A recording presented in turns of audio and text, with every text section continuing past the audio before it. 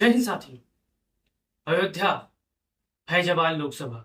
आज इस लोकसभा सीट की चर्चाएं भारत ही नहीं पूरी दुनिया में हो रही है।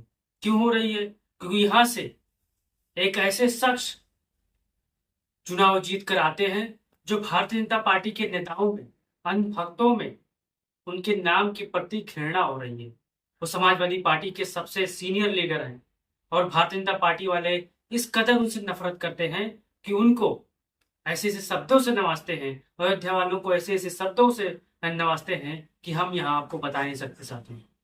वही अयोध्या जिसमें समाजवादी पार्टी के अवधेश प्रसाद 5,54,289 वोट पाते हैं। भारतीय जनता पार्टी के लल्लू सिंह 4,99,722 वोट पाते हैं।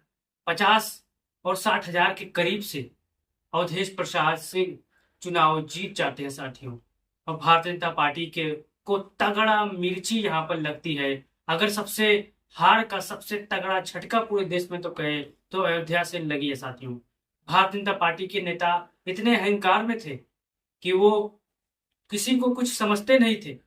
जब मन हुआ तब किसी का घर गिरा दे, जब मन हुआ तब किसी को जमींदोज कर दे, जब मन हुआ किसी का घर छीन ले। लेकिन उनके अहंकार का अंत अयोध्या से हुआ साथियों। अब उसी अयोध्या लोकसभा में फिर से चुनाव होने वाले हैं साथियों। आपको बता दें कि मिल्कीपुर विधानसभा से अवधेश प्रसाद जी विधायक चुन के 2022 में आए थे। ये 9 बार के लगातार विधायक हैं साथियों, 9 बार के, 1 2 3 नहीं, लगातार 9 बार से लगातार ये जीतते चले आ रहे हैं।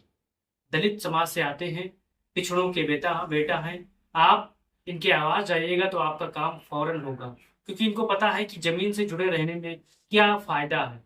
तो अवधेश प्रसाद सिंह अब अपने विधायक पद से इस्तीफा दे चुके साथियों। अब आपको एक बार फिर से यहाँ पर उपचुनाव देखने को मिलेगा।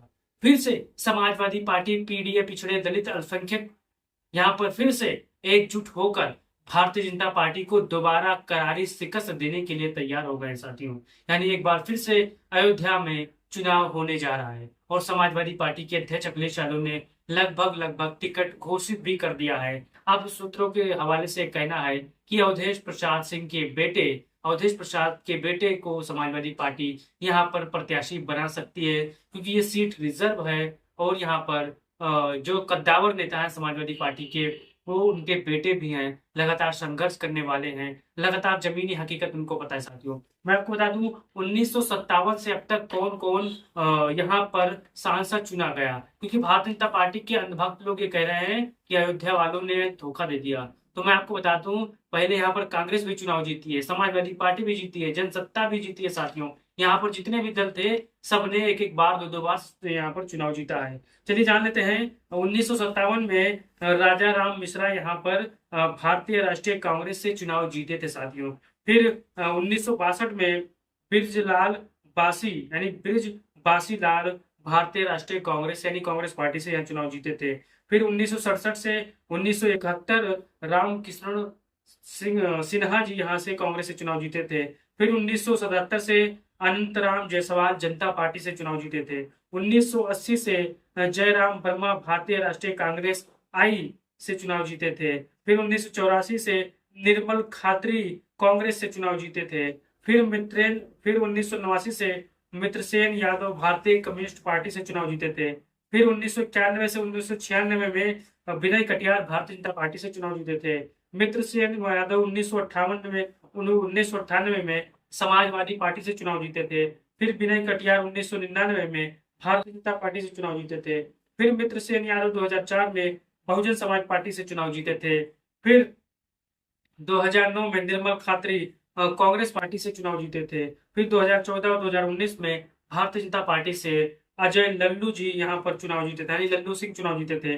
वहीं 2024 में समाजवादी पार्टी से यहाँ पर अवधेश प्रसाद सिंह यहाँ पर चुनाव जीते साथियों। अगर यहाँ पर माने तो समाजवादी पार्टी के प्रत्याशी 2 बार, भारतीय जनता पार्टी के प्रत्याशी 3 बार और भारतीय राष्ट्रीय कांग्रेस के लगभग 4 से 5 बार यहाँ पर चुनाव जीत सकते हैं। बहुजन समाज पार्टी 1 बार यहाँ पर चुनाव जीती है। अब कुछ अंधभक्त लोगों को ये वीडियो आप भेजिएगा, क्योंकि वो सोच रहे थे कि जो भारतीय जनता पार्टी है वो अयोध्या फैजाबाद लोकसभा सीट सदियों से जीतती चली आई है, लेकिन ऐसा नहीं है साथियों। अगर दो टर्म 19 और 14 निकाल दे तो यहाँ पर कांग्रेस पार्टी, कम्युनिस्ट पार्टी, भारतीय राष्ट्रीय कांग्रेस, समाजवादी पार्टी, बहुजन समाज पार्टी जीतती चली आई है साथियों, एक एक दो दो बार। तो आप सभी साथी अपना राय जरूर दीजिएगा। और 2024 का चुनाव उपचुनाव होने वाला है। यहाँ पर जितने भी मैं आपको बता दूं, समाजवादी पार्टी ने यहाँ पर टोटल कितने वोट हासिल किए थे। पांचों यहाँ पर 5 विधानसभाएं लगती है, दरियाबाद, रुदौली, मिल्कीपुर, बीकापुर, अयोध्या। कुल टोटल यहाँ पर 5 विधानसभाएं आते हैं। इनमें एक समाजवादी पार्टी के पास है, मिल्कीपुर, दरियाबाद, रुदौली, बीकापुर, अयोध्या भारतीय जनता पार्टी के खाते में साथियों।